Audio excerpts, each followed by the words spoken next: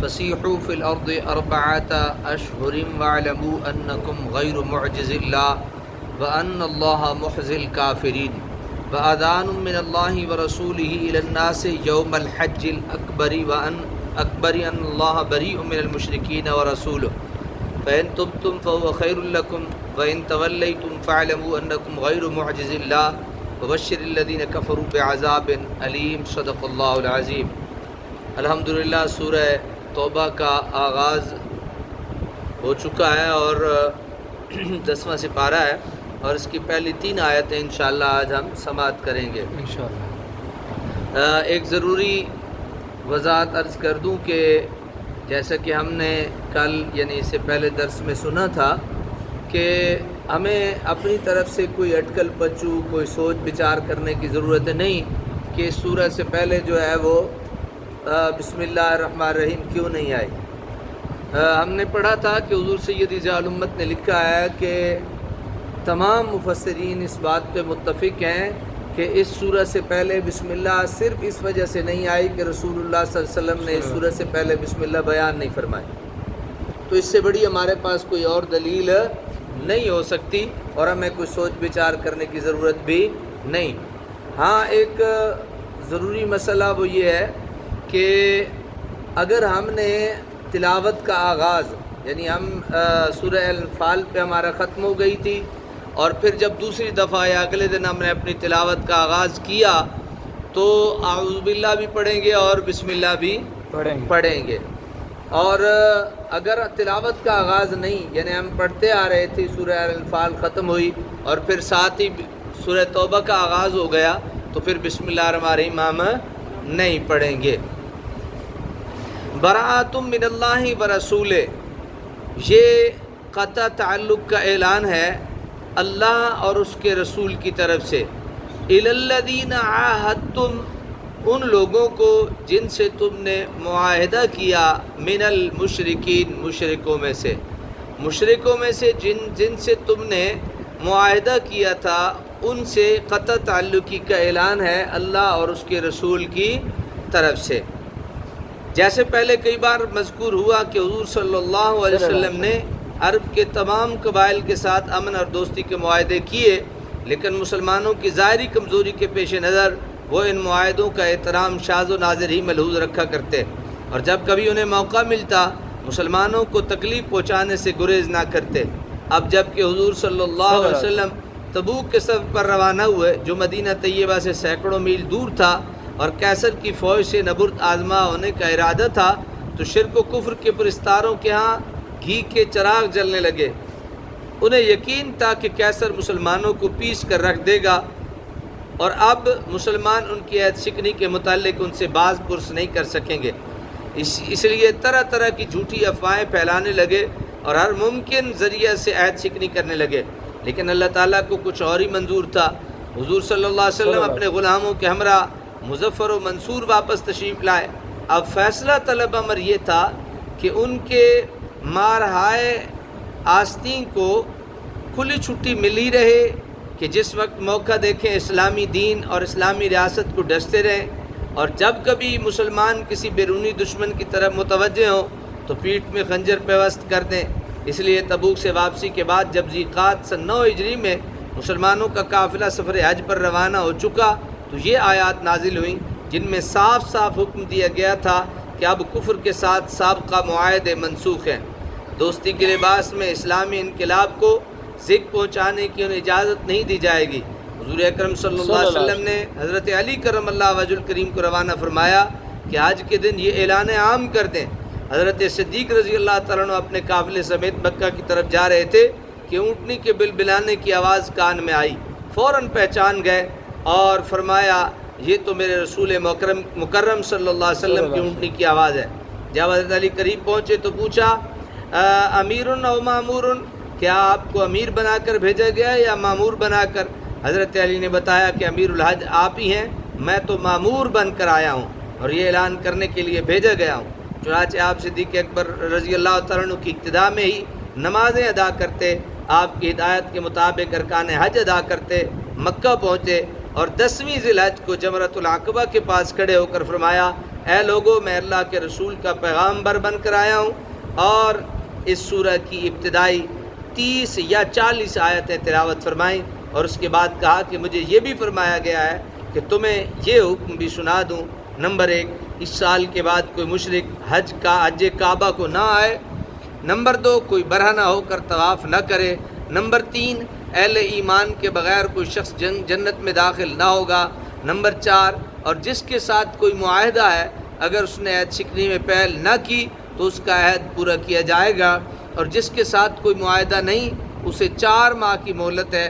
اس اعلان پر مخالفین کی طرف سے جو رد عمل ہوا وہ اس بات کا شاہد عادل ہے کہ یہ قطع تعلقات مناسب بلکہ ضروری تھا، اور اس میں ذرا سا تساہل اپنے آپ کو فریب دینا تھا. انہوں نے کہا کہ علی، آپ چچا کے بیٹے یعنی رسول مکرم کو بتا دینا کہ ہم نے معاہدوں کو پس پشت پھینک دیا ہے، اور ہمارے اور ان کے درمیان ایک دوسرے کو نیزوں اور تلواروں سے گھائل کرنے کے سوا کوئی دوسرا معاہدہ نہیں. برات کا معنی ہے انقطاع العصمہ، یہ خبر ہے اور اس کا مبتدا ھذا معذوف ہے. ترجمہ میں نے اس کی ترکیب کو ملحوظ رکھا ہے. اب سمجھ آ گئی نا جی؟ یعنی بڑی وضاحت اور ڈیٹیل کے ساتھ ان کے حالات کو بھی بیان کیا گیا، اور حضور صلی اللہ علیہ وسلم نے جو حضرت علی کرم اللہ وجہ الکریم کو بھیجا، اور حضرت علی کرم اللہ وجہ الکریم سے حضرت صدیق اکبر نے سوال کیا، آپ امیر ہیں یا مامور ہیں؟ یعنی آپ کو امیر بنا کے بھیجا گیا ہے یا کسی امیر کی اتباع میں بھیجا گیا ہے؟ تو حضرت علی نے بڑا کھلا اور واضح جواب دیا. آپ نے فرمایا امیر تو آپ ہی ہیں، لیکن مجھے مامور یعنی آپ کے تابع بھیجا گیا ہے، اور مجھے یہ اعلان کرنے کے لیے بھیجا گیا. تو یاد رکھیے جو اس پوری بحث میں جو ضروری اور اہم ترین بات ہے وہ یہ ہے کہ اللہ تبارک و تعالیٰ کا فیصلہ اور اللہ کے نبی کا فیصلہ ایک تو بر وقت ہوتا ہے. کیا ہوتا ہے؟ بر وقت ہوتا ہے، اور اس فیصلے کو مان لینے میں ہی انسانوں کی ہدایت بھی ہوتی ہے اور انسانوں کا فائدہ بھی ہوتا ہے. تو یہاں یہ 2-3 باتیں جو عرض کیں اور جو 2-3 شکیں بیان کیں کہ آج کے بعد کوئی مشرک حج جو ہے وہ کعبہ کا حج کرنے نہیں آئے گا، کوئی آج کے بعد برہنہ طواف نہیں کرے گا، اور اہل ایمان کے علاوہ کوئی شخص جنت میں داخل نہیں ہوگا. اہل ایمان جنہوں نے کلمہ پڑھ رکھا ہے وہ جنت میں داخل ہوں گے، لیکن انہیں یہ نہیں سوچ کے گناہ کرنا چاہیے کہ ہم نے تو جنت میں جانا ہی جانا ہے، تو گناہ کر لیا تو کیا حرج ہے. حضرات، جنت میں جانے سے پہلے تھوڑی بہت ٹار ٹکور بھی کی جائے گی، اسے بھی انسان کو بے خبر نہیں ہونا چاہیے. فسیحوا فی الارض 4 اشہر، اے مشرکو پس چل پھر لو ملک میں 4 ماہ. وَاعْلَمُوا أَنَّكُمْ غَيْرُ مُعْجِزِ اللَّهِ، اور جان لو کہ تم نہیں عاجز کرنے والے اللہ تعالیٰ کو. وَأَنَّ اللَّهَ مُحْزِي الْكَافِرِينَ، اور یقیناً اللہ تعالیٰ رسوا کرنے والا ہے کافروں کو. دنیا میں قتل و ذلت اور آخرت میں عذاب. اخزا کا معنی ہے، یہ مخزی آیا نا، رسوا کن ذلت، یہ ان کے معنی میں ہے. کفار کی اس غلط فہمی کا ازالہ کیا جا رہا ہے کہ یہ میعاد کسی کمزوری یا ضعف کی وجہ سے نہیں. یہ جو فرمایا نا کہ تم 4 ماہ چل پھر لو زمین میں، فرمایا یہ جو مہلت دی جا رہی ہے یہ کسی کمزوری یا ضعف کی وجہ سے نہیں، بلکہ اس میں تمہاری مصلحت ملحوظ ہے، تاکہ تم اپنے مستقبل کے متعلق ٹھنڈے دل سے خوب سوچ لو. آپ کو پتہ ہے نا یہ جو طلاق میں عدت ہوتی ہے کہ ایک طلاق دو، پھر سنت کے مطابق دوسرے طور میں دوسری طلاق دو، تو یہ بھی اس کی بھی وجہ یہی ہوتی ہے کہ تاکہ میاں بیوی میں آپس میں مصالحت ہو جائے، آپس میں سوچ لیں کہ کہیں ایسا نہ ہو ہم سے کوئی غلطی ہو رہی ہو یا کوئی اور دیگر معاملات. تو فرمایا یہ بھی تم اس لیے تاکہ تم ٹھنڈے دل سے سوچ لو. مخالفین کے ساتھ یہ نرمی اور رواداری اس وقت برتی جا رہی ہے جب کہ مکہ فتح ہو چکا تھا اور ارد گرد کی قبائل اسلام لا چکے تھے یا اطاعت قبول کر چکے تھے. کفر کی چند پراگندہ جماعتوں کے علاوہ کوئی قابل ذکر جمعیت نہ تھی جس سے اسلام کو اب جزیرہ عرب میں اندیشہ ہو. عین قوت و سطوت کے وقت اپنے دشمنوں سے نرمی کا یہ سلوک اسلام کے دین رحمت ہونے کا بین ثبوت ہے. یعنی بندے کے پاس حکومت آ چکی ہے، اب وہ قوت اور طاقت رکھتا ہے کہ وہ سب کچھ کر سکتا ہے، لیکن اس کے باوجود بھی دوسرے کے ساتھ رحم کرنا یہ اسلام کا عظیم ترین درس. ایک بندہ ہے وہ دوسرے کو مار سکتا ہے، وہ قوت میں ہے، وہ طاقت میں ہے، وہ اس کو تکلیف پہنچا سکتا ہے. اب دیکھنا یہ ہے اسلام اس بارے میں درس کیا دیتا ہے. اسلام یہ درس دیتا ہے کہ وہ اس کے ساتھ نرمی اور محبت کا سلوک کرے. اور ہمارے یہاں رواج کیا ہے؟ اینٹ کا جواب.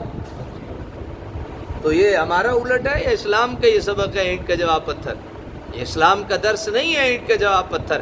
اسلام کا درس اور نبی مہربان صلی اللہ علیہ وسلم کا عمل مبارک یہ ہے کہ ہمیں رسول اللہ صلی اللہ علیہ وسلم کے طائف میں یا دیگر جہاں بھی آپ کو تکلیفیں پہنچائی گئیں، ہمیں ایک درس نظر آتا ہے. حضور صلی اللہ علیہ وسلم پھر بھی ان کے لیے دعائیں دیتے نظر آتے ہیں، پھر بھی ان کے لیے محبتیں پیش کرتے نظر آتے ہیں، اور اس آرزو کے ساتھ کہ ان کے پشت میں اللہ تعالیٰ کوئی میرا محبت کرنے والا رکھ دے گا. تو اللہ تعالیٰ ہمیں بھی ایسے ہی کرنے کی توفیق نصیب فرمائے. وَأَذَانٌ مِّنَ اللَّهِ وَرَسُولِهِ، اور اعلان عام ہے اللہ اور اس کے رسول کی طرف سے سب لوگوں کو یوم الحج، بڑے حج کے دن، الاکبر بڑا، ان اللہ بریء من المشرکین ورسولہ، کہ اللہ تعالیٰ بری ہے مشرکوں سے اور اس کا رسول بھی. فَإِن تُبْتُمْ فَهُوَ خَيْرٌ لَكُمْ، اب بھی اگر تم تائب ہو جاؤ تو یہ بہتر ہے تمہارے لیے. وَإِن تَوَلَّيْتُمْ، اور اگر تم منہ پھیرے رہو، فَاعْلَمُوا أَنَّكُمْ غَيْرُ مُعْجِزِ اللَّهِ، تو خوب جان لو کہ تم نہیں عاجز کرنے والے اللہ تعالیٰ کو. وَبَشِّرِ الَّذِينَ كَفَرُوا بِعَذَابٍ أَلِيمٍ، اور خوشخبری سنا دو کافروں کو دردناک عذاب کی.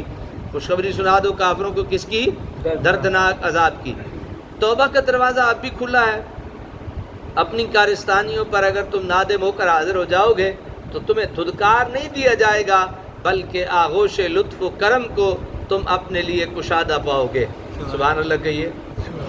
تمہاری گزشتہ نافرمانیوں کو معاف کر دیا جائے گا. تمہارے لیے دروازہ توبہ ہر وقت کھلا ہے بھائی حضرات. ایک توبہ کا دروازہ ہے جو کبھی بھی بند نہیں ہوتا. توبہ کر لو، اللہ تعالیٰ ساری انسان کی غلطیوں کو کیا کرنے والا ہے؟ معاف فرمانے والا ہے. اللہ تعالیٰ ہمیں بھی توبہ کی توفیق نصیب فرمائے.